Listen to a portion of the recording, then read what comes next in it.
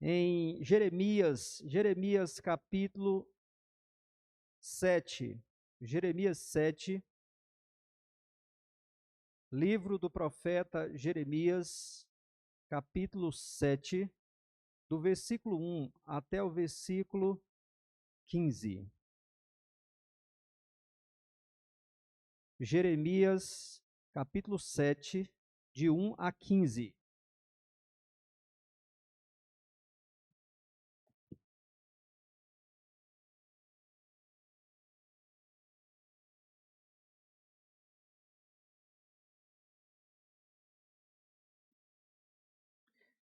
Jeremias, capítulo 7, de 1 a 15.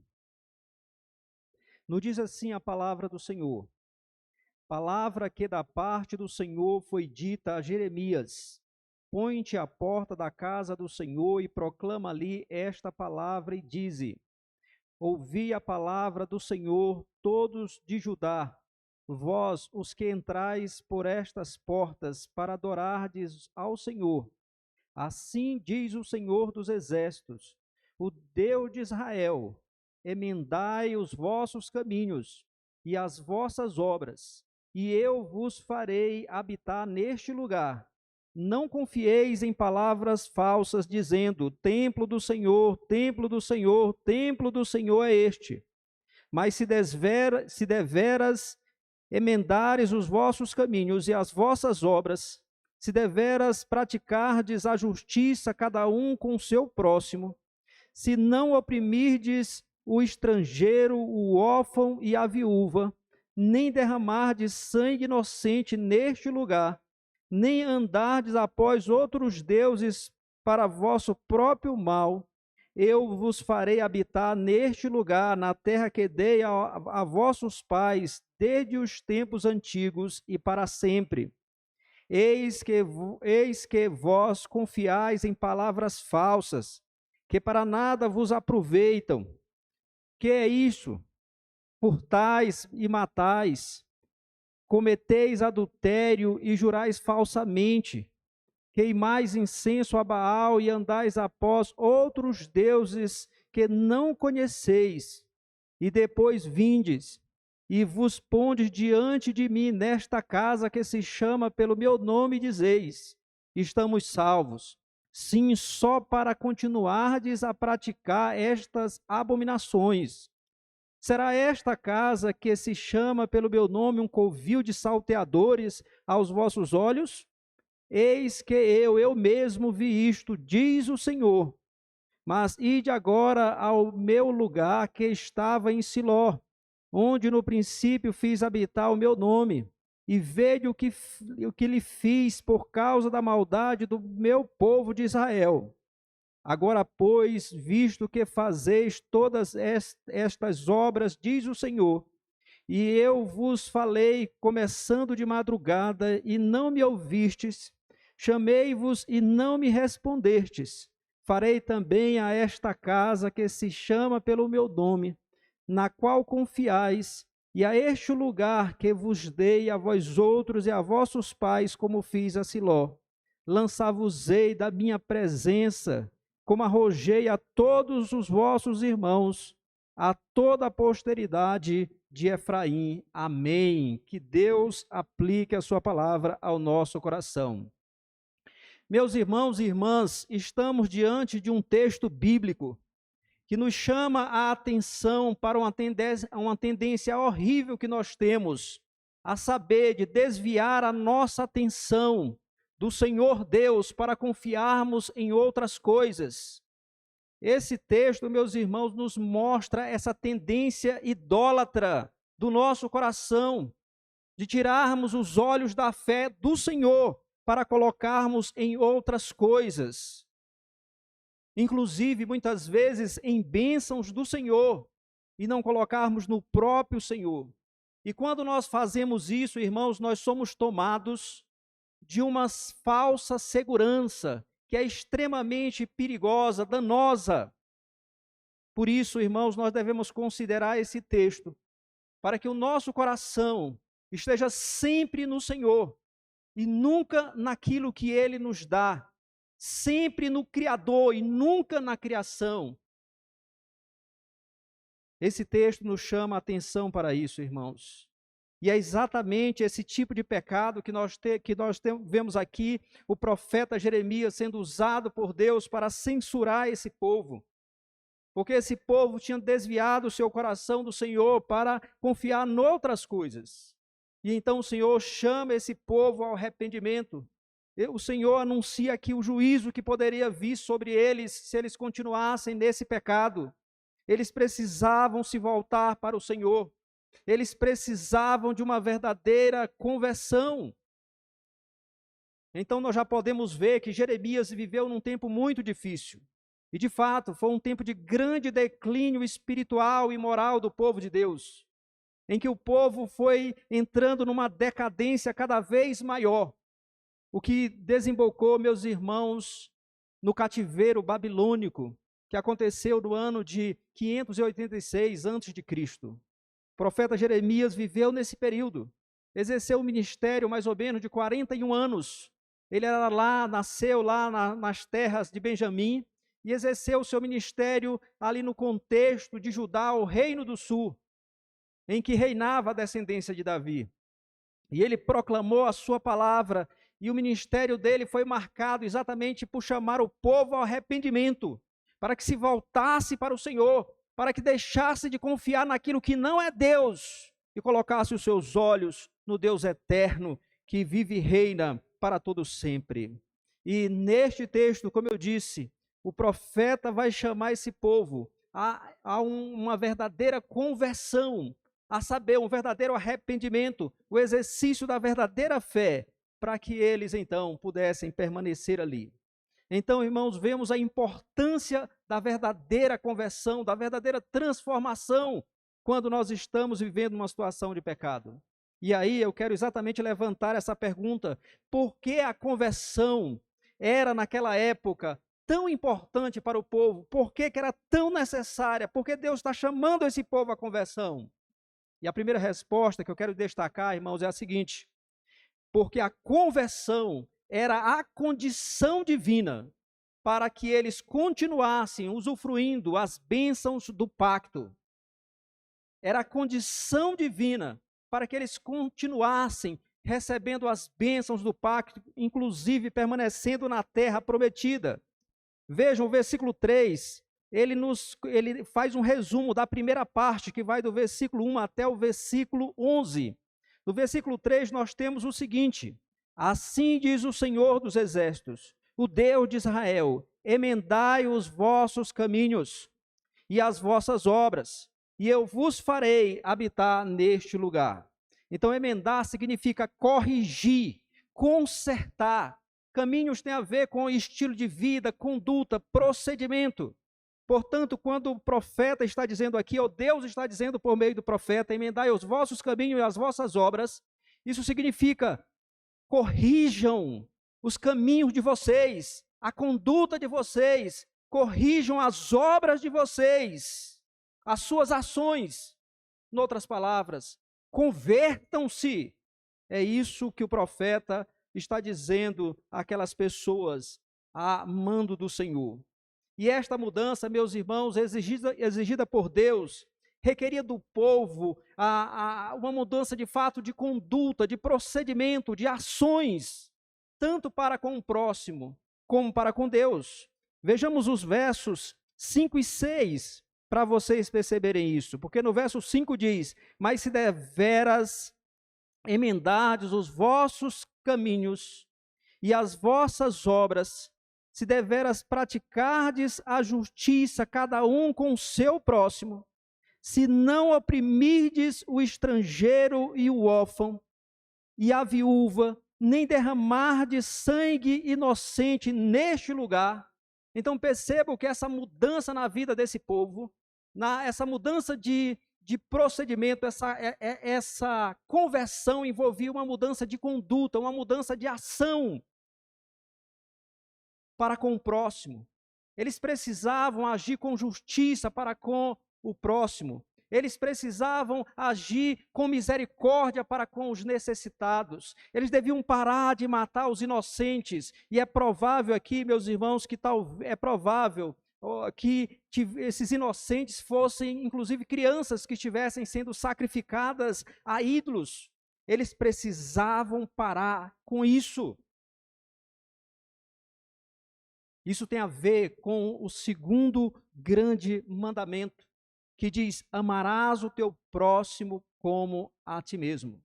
Quando Deus exige de mim e de vocês mudança de conduta, mudança de procedimento, isso envolve o nosso próximo, a maneira como nós o tratamos, a maneira como nós nos relacionamos com os nossos semelhantes. E é isso que ele está exigindo aqui. Mas, como eu disse, envolvia não só mudança em relação ao próximo, mas mudança também em relação a Deus, como nos mostra o versículo 6, mais adiante, quando diz assim: nem derramar de sangue inocente neste lugar, nem andardes após outros deuses para o vosso próprio mal. Porque esse povo não estava fazendo apenas mal contra o próximo, eles também estavam adorando falsos deuses, adorando aquilo que não é Deus verdadeiro, aquilo que é ilusão, que é nulidade, que é invenção de mentes corrompidas. Eles estavam adorando falsos deuses e eles tinham que se arrepender. Isso aqui tem a ver, meus irmãos, com o primeiro mandamento da lei de Deus, que Deus diz, o primeiro mandamento é: não terás outros deuses diante de mim. E quando o Senhor Jesus resume os 4 primeiros mandamentos da lei, ele diz: amarás o Senhor teu Deus de todo o teu coração, de toda a tua alma e de todo o teu entendimento. E é isso o que o profeta está exigindo aqui do povo, amando do Senhor. Que esse povo mude de conduta em relação ao seu próximo, que de fato ame o seu próximo como a si mesmo, que mude de procedimento em relação a Deus, não adorando os falsos deuses, mas adorando o único Deus vivo e verdadeiro. Portanto, meus irmãos e irmãs, a verdadeira conversão significa que deve haver mudanças significativas em nossos relacionamentos horizontais, de uns para com os outros, e no nosso relacionamento vertical, ou seja, o nosso relacionamento para com Deus. Mas ainda, observem, essa mudança que Deus exige, essa conversão que Deus exige do povo aqui, não era apenas de conduta, mas também de entendimento e de confiança. Observem que no versículo 8, que ele vai dizer, na verdade, primeiro versículo 4, quando ele diz assim: não confieis em palavras falsas, dizendo: templo do Senhor, templo do Senhor, templo do Senhor é este. Versículo 8, eis que vós confiais em palavras falsas, que para nada vos aproveitam. Por que ele está dizendo isso? Porque o povo, veja como a nossa tendência, irmãos, como nós temos a tendência de mudar de foco, de tirar a nossa atenção do Senhor para outras coisas. Deus tinha escolhido Jerusalém para ser o lugar da sua habitação, tinha mandado construir um santuário. Antes o Senhor habitava em tabernáculo, mas Deus mandou que se construísse ali o templo em Jerusalém. E ali, então, o templo foi construído na cidade de Jerusalém, e ali era a habitação de Deus na terra. E por causa disso, o povo chegou ao seguinte entendimento: se Jerusalém é o lugar da habitação de Deus, se Deus tem o seu templo, a sua casa nessa cidade, essa cidade jamais será destruída. Nunca essa cidade será destruída, porque Deus habita aqui conosco, e nós também não seremos destruídos, porque o templo do Senhor está aqui. E o Senhor está dizendo: isso é falso. Não confie no templo, não achem que o templo pode proteger vocês. E a confiança deles era tal, meus irmãos, que eles estavam transgredindo a lei do Senhor abertamente, e iam para o templo adorar o Senhor de maneira hipócrita, achando que porque estavam no templo adorando a Deus, estavam seguros. Vejam comigo, observem o versículo 9. Vejam a transgressão da lei de Deus. Vejam o que Deus diz aqui a eles. Que é isso? Furtais. Nós temos aí a transgressão do 8º mandamento, matais, transgressão do 6º mandamento que diz não matarás, cometeis adultério, transgressão do 7º mandamento que diz não adulterarás, e jurais falsamente. Vejam aí a transgressão aqui ele transgredindo o mandamento do Senhor. E eles continuavam, observem, queimais incenso a Baal, e andais após outros deuses que não conheceis, transgredindo o 1º mandamento, e depois vindes e vos pondes diante de mim nesta casa que se chama pelo meu nome, e dizeis, estamos salvos. Olha aí,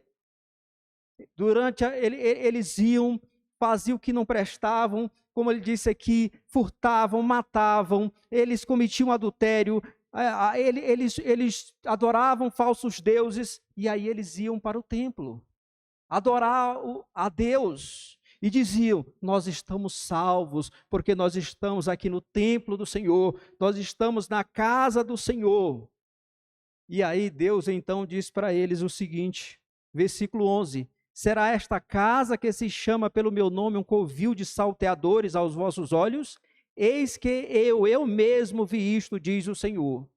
Por que ele compara com salteadores? Ele pergunta para ele, vocês estão pensando que minha casa é um covil de salteadores? Porque o que fazia naquela época os salteadores? Eles roubavam com violência, tomavam as coisas das pessoas e eles iam para as cavernas, para os covis, para os buracos se esconderem, como lugar de refúgio, até que chegasse o momento de pegar a próxima vítima. E o que o povo de Deus, ali na antiga aliança, está fazendo é isso. Eles faziam o que não prestavam lá fora, como ele diz aqui, matavam, furtavam, cometiam adultério, adoravam falsos deuses, e aí iam se refugiar na casa do Senhor, dizendo, nós estamos salvos, nós estamos adorando o Deus verdadeiro, nós estamos aqui servindo ao Senhor. Mas eles estavam se esquecendo que aquele que é o juiz de toda a terra, aquele a quem todos nós haveremos de prestar contas, ele estava vendo tudo. Final do versículo 11, ele diz, o Senhor diz, eis que eu mesmo vi isto, diz o Senhor. Eles podiam enganar os sacerdotes que estavam servindo no templo. Eles podiam enganar outras pessoas. Mas o Deus eterno, que conhece todas as coisas, aquele que sabe da palavra que ainda nem chegou à minha boca, ele estava vendo todas as coisas. E era esse Deus que eles haveriam de prestar contas. Era esse Deus. Por isso, aquela confiança falsa era completamente inútil para essas pessoas. Versículo 8, eis que vós confiais em palavras falsas, que para nada vos aproveitam. Era uma falsa confiança, que levavam essas pessoas a uma falsa segurança, que achavam que porque iam à casa do Senhor e adoravam ao Senhor, porque ali estava a habitação de Deus em Jerusalém, Deus não permitiria que nenhum mal viria sobre aquela cidade, sobre aquele lugar e sobre os habitantes que ali estavam. E eles se sentiam seguros por essa falsa confiança que eles tinham.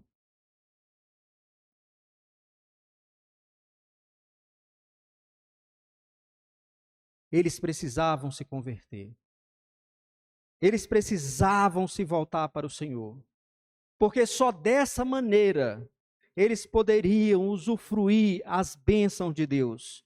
Vejam o versículo 3, quando nos diz assim, assim diz o Senhor dos exércitos, o Deus de Israel, emendai os vossos caminhos, e as vossas obras, e eu vos farei habitar neste lugar, ou seja, na terra prometida. Vocês continuarão aqui, se vocês mudarem de conduta, se vocês se converterem, se vocês deixarem os seus maus caminhos. O versículo 7, da mesma forma, depois que ele diz nos versículos anteriores, versos 5 e 6, nos pecados que eles estavam vivendo, e diz: se eles se voltassem, verso 7, eu vos farei habitar neste lugar, na terra que dei a vossos pais, desde os tempos antigos e para sempre. Quando Deus tirou os hebreus lá do Egito, com mão poderosa e braço estendido, tirou esse povo ali e conduziu pelo deserto. Lá no deserto, Deus disse para esse povo, inclusive vocês podem ler depois, Deuteronômio capítulo 28, em que Deus vai mandar que se leiam as bênçãos da aliança e as maldição da aliança, em que Deus disse: se vocês viverem em obediência, se vocês não adorarem a outros deuses, se vocês mantiverem a confiança em mim, e aí Deus vai dizer o tanto de benefícios que eles teriam. Mas se eles desobedecessem, vivessem em transgressão da lei de Deus, se eles se desviassem dos caminhos do Senhor, Deus traria sobre eles o juízo e os tiraria daquela terra. Então, para eles permanecerem na terra prometida, eles precisavam exatamente se converter, abandonar os seus maus caminhos, deixarem de confiarem naquilo que não é Deus, como por exemplo no templo, e confiarem no Senhor do templo. E aí, irmãos, nós aprendemos, através desse texto da palavra de Deus, que a nossa confiança jamais deve estar em outra coisa, ou em outro alguém, somente no Senhor. Nós não podemos, meus irmãos, confiar em nada desta criação. Nós não podemos ter a nossa confiança depositada nem mesmo naquelas coisas religiosas que são consideradas as mais sagradas, como era o templo naqueles dias. Mas a confiança desse povo devia estar posta no Senhor do templo e não no templo. Assim como nós hoje, meus irmãos, a nossa confiança não pode estar depositada em coisas religiosas, em práticas religiosas, em status religiosos, mas no Senhor de todas essas coisas. Nós não podemos, por exemplo, nós vamos ter batismo logo mais e ceia. Nós não podemos confiar no fato de que nós somos batizados, ou que nós participamos da ceia do Senhor, ou que nós entregamos ofertas e dízimos, ou que nós trabalhamos na obra do Senhor. Não! A nossa confiança tem que estar sempre, continuamente, no Senhor de todas estas coisas. Porque, por exemplo, meus irmãos, o batismo por si só, ele não realiza nada. Mas o Senhor que usa o batismo para realizar alguma coisa. A ceia do Senhor por si só, na verdade, ela não realiza. Mas o Senhor da ceia é que nos comunica os benefícios da sua obra perfeita, consumada e eficaz por meio dela. Quem nos dá a verdadeira segurança, tanto nesta vida como no porvir, tanto nesta existência como na vindoura, é tão somente o Senhor, aquele em cujas mãos estão a força e o poder, e ninguém pode lhe resistir. É só Ele. E, portanto, a nossa confiança não pode estar em lugares, em homens, em coisas, mas no Deus eterno, imutável, infinito e todo-poderoso. É nele, no Deus bendito, Pai, Filho e Espírito Santo, a nossa confiança deve estar nele. E é muito importante, meus irmãos, que nós pensemos sobre isso e meditemos nessa verdade, aguardemos em nosso coração. Porque nós vivemos numa época, meus queridos, de tanta superstição no meio evangélico. Eu nem falo fora do meio evangélico, eu falo no contexto dos evangélicos. Por exemplo, nós temos pessoas, vemos claramente isso, há pessoas que têm fé na fé. Se você tiver fé, você é capaz de fazer tudo. Mas isso não é verdade, porque a fé não é a causa, é o instrumento. Quem realiza é o Senhor por meio da fé. Mas a fé por si só não realiza. Vivemos numa época em que as pessoas têm fé na oração. A oração é algo importante, todo crente deve orar. Mas a fé, meus irmãos, não é ela que realiza. A fé, a oração não é ela que realiza. A oração é o meio de exercitarmos a nossa fé e é Deus quem faz. Tem irmãos que acham, por exemplo, que tem outros irmãos que têm uma oração poderosa. Irmão, eu confio muito na sua oração. Você tem uma oração poderosa. Irmãos, quem tem oração, não existe essa questão de irmãos com oração poderosa. Existe um Deus poderoso que nos ouve e muitas vezes nos atende segundo a sua soberana graça. Eu não estou dizendo que a gente não deva orar. O que eu estou dizendo, irmãos, é que nós devemos colocar a nossa confiança onde ela deve estar, que é no Senhor, e não nas outras coisas. A oração é importante, a pregação da palavra é importante, a ceia do Senhor é muito importante, o batismo é importante, todas essas coisas são importantes, mas elas só têm eficácia quando o Senhor age por meio delas. Quando o Senhor, na sua soberania e graça, age para nos abençoar. A nossa fé tem que estar nele, não nessas coisas. Mas o pior, irmãos, tem coisas terríveis, supersticiosas em nossos dias. Por exemplo, orar com o nome das pessoas debaixo do joelho, como se isso fizesse alguma diferença.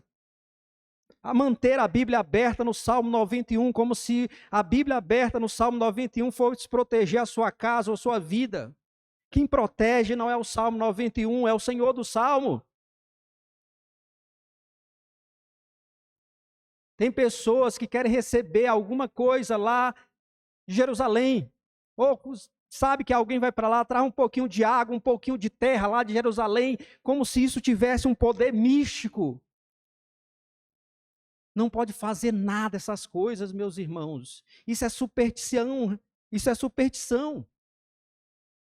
A água benta ou a benzida em cima da geladeira. Um monte de unção com óleo que as pessoas fazem, como se essas coisas pudessem fazer alguma diferença. São coisas que desviam a nossa atenção do Senhor para colocar em coisas supérfluas. Então, meus irmãos, temos que ter cuidado com isso.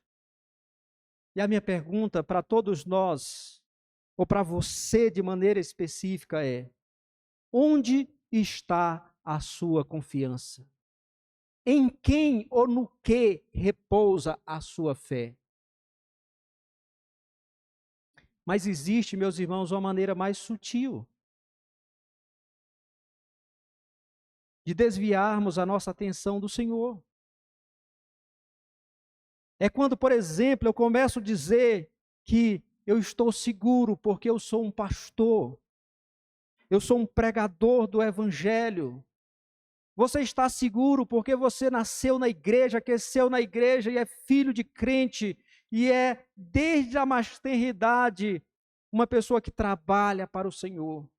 E aí nós começamos a confiar nessas coisas, naquilo que nós somos em nós mesmos, naquilo que nós fazemos, naquilo que nós deixamos de fazer.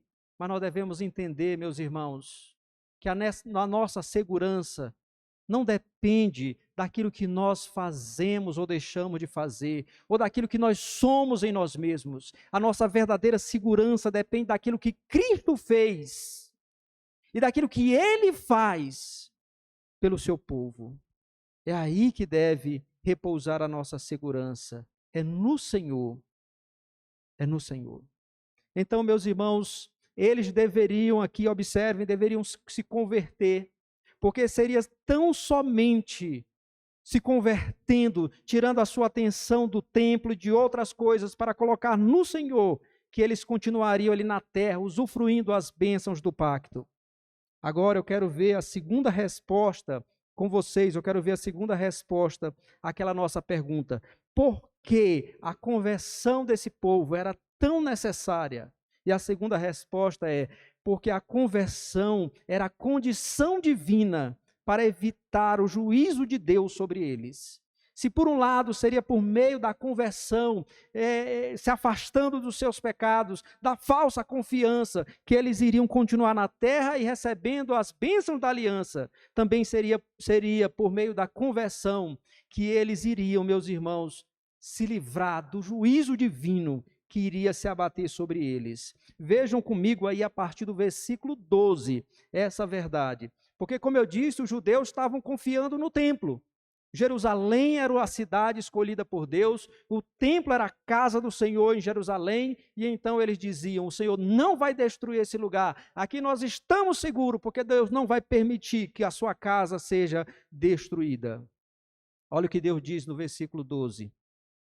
Mas ide agora ao meu lugar que estava em Siló, onde no princípio fiz habitar o meu nome, e vede o que lhe fiz, por causa da maldade do meu povo de Israel.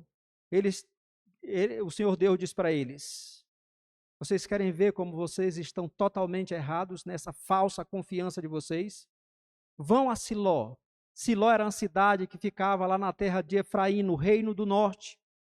E Deus fez ali habitar o tabernáculo por um bom tempo, antes que Jerusalém fosse conquistada e o templo fosse construído em Jerusalém.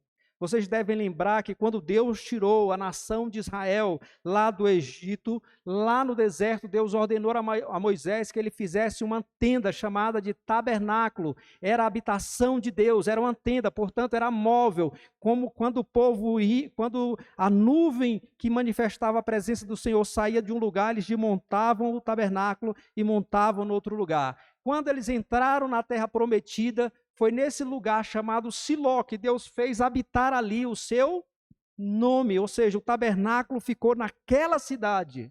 Mas por causa do pecado de Israel, o que foi que aconteceu? Provavelmente no ano 1050 a.C., os filisteus foram até aquele lugar e arrasaram aquele lugar. E quando era aqui, no período do profeta Jeremias, aquele lugar era um lugar em ruínas. E Deus está dizendo, vão lá em Siló, vejam o que aconteceu com Siló, o que eu fiz por causa dos pecados do povo. E o que Deus está dizendo é que fará o mesmo com Jerusalém, caso ele não se arrependa. Assim como o tabernáculo não foi a garantia de que aquele lugar não fosse destruído, assim também o templo não seria. Vejam versículos 13 e 14. Agora, pois, visto que fazeis todas estas obras, diz o Senhor, e eu vos falei, começando de madrugada, e não me ouvistes, chamei-vos e não me respondestes, farei também a esta casa, que se chama pelo meu nome, na qual confiais, e a este lugar que vos dei a vós outros, e a vossos pais, como fiz a Siló. Ele está dizendo, eu vou fazer com essa cidade o mesmo que eu fiz com Siló. Assim como o meu tabernáculo estava lá, mas por causa do pecado do povo, eu destruí aquela cidade, aquele lugar. Apesar do meu templo estar aqui, eu vou acabar com essa cidade por causa dos pecados de vocês. E de fato, irmãos, isso aconteceu. Esse povo não se arrependeu.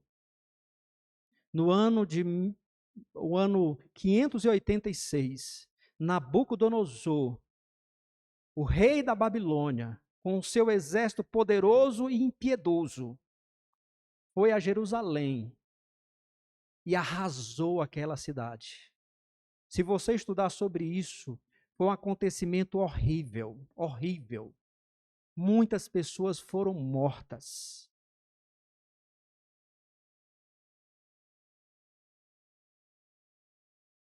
O templo foi completamente destruído. Se você lê Esdras e Neemias, especialmente Neemias, também o livro do profeta Ageu, vocês vão ver nesses livros dos profetas a reconstrução do templo, porque a destruição foi grande, a cidade toda foi destruída e o templo também, por causa do pecado dessas pessoas. Mas vejam, não era só o templo que iria sofrer. Versículo 15 nos diz: lançar-vos-ei da minha presença, como arrojei a todos os vossos irmãos, a toda a posteridade de Efraim. Então eles tinham não só o exemplo da destruição de Siló, mas eles tinham também o exemplo, meus irmãos, do exílio do Reino do Norte. Porque no ano 722 a.C., o Império Assírio, que era um império cruel, que esfolava as pessoas vivas, que tirava a pele das pessoas vivas, aquele império que era terrível, foi ao Reino do Norte, destruiu tudo, matou muitíssimas pessoas e espalhou o restante entre as outras nações. E agora Deus está dizendo para o Reino do Sul, para os habitantes de Jerusalém de Judá: eu vou fazer o mesmo com vocês, se vocês não se arrependerem.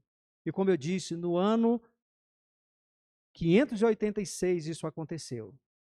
E foi um acontecimento horrível. Muitos deles mortos, e o restante foi levado para o cativeiro babilônico, onde passaram 70 anos em sofrimento. E se você quer ver um pouco desse sofrimento, leia os livros de Jeremias, especialmente de Ezequiel. Lamentações de Jeremias é exatamente o lamento desse profeta, chorando pelo seu povo, porque ele pregou tanto para esse povo, como ele está fazendo aqui, chamando esse povo ao arrependimento, e esse povo não se arrependeu, não se converteu. O juízo de Deus caiu sobre eles de maneira terrível.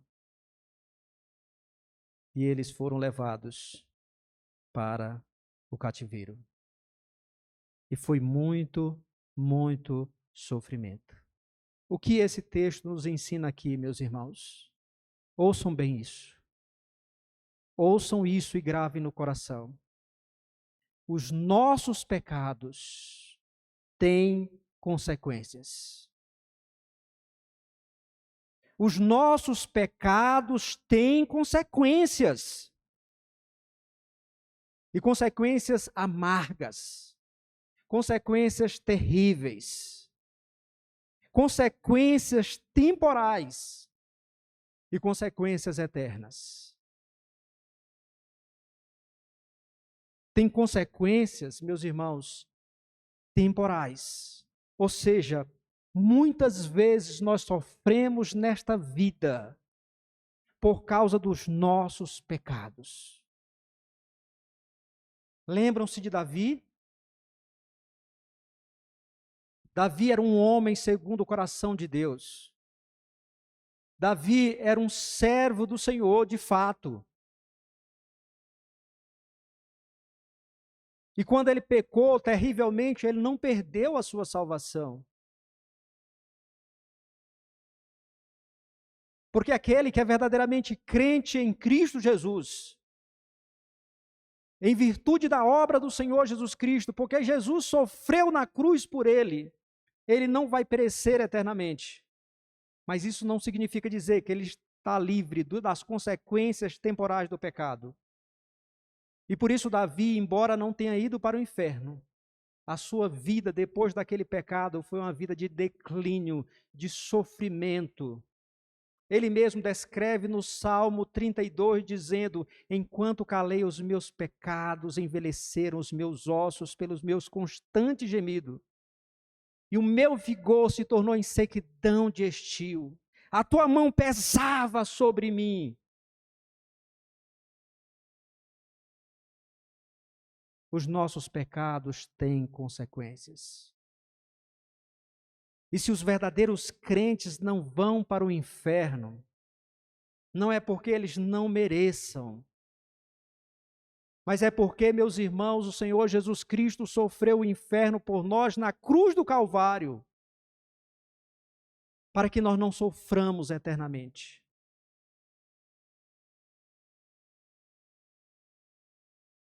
Mas isso não significa que estamos livres das consequências temporárias do pecado.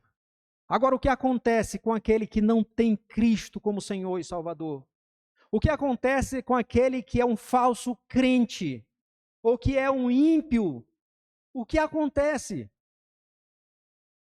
A palavra de Deus nos mostra claramente que eles sofrem tanto as consequências temporais, quanto as consequências eternas. Que todo aquele que não crer no Senhor Jesus, a Bíblia diz, está debaixo da ira de Deus. E se morrer nessa condição, a Bíblia diz que o que aguarda essa pessoa é o lago de fogo e enxofre. E qual é a única solução, meus irmãos? A palavra de Deus nos mostra aqui. A única solução para o pecado praticado é a verdadeira conversão. É abandonar os nossos pecados. Para usar aqui o termo do profeta, é emendar os nossos caminhos e as nossas ações. É deixar palavras falsas ou confiança falsa e confiar tão somente no Deus verdadeiro, Pai, Filho e Espírito Santo. Não há outro remédio. Não adianta fazer que a coisa não existe, fazer de conta que a coisa não existe. Não adianta colocar debaixo do tapete. Não adianta fazer penitência, promessa, andar de joelhos não sei quantos quilômetros, carregar uma cruz sobre os seus ombros. Nada vai apagar o nosso pecado, senão a obra perfeita, consumada do nosso Salvador. E nós recebemos os benefícios dessa obra, nos arrependendo dos nossos pecados e confiando somente nele e no que ele fez para a nossa salvação. Para a nossa salvação. Portanto, se você ainda não é um crente em Cristo Jesus, ouça a palavra do Senhor aqui. Emendai os vossos caminhos e as vossas ações. Não confie naquilo que não é Deus. Não confie em santo A, santo B, santo C. Não confie em suas obras, em suas ações, achando que porque você é um cidadão de bem, é uma pessoa religiosa, você será salva. No inferno tem muita gente que foi religiosa.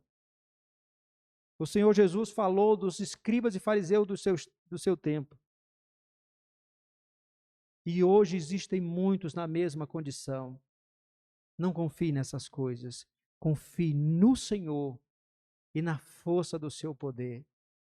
Creia em Cristo como Senhor e Salvador da sua vida, porque só assim você usufruirá das bênçãos que vêm da cruz de Cristo e se livrará do juízo eterno. Por isso a palavra de Deus nos diz que Jesus Cristo é aquele que nos livra da ira vindoura, aquela ira que se derramará sobre toda a terra.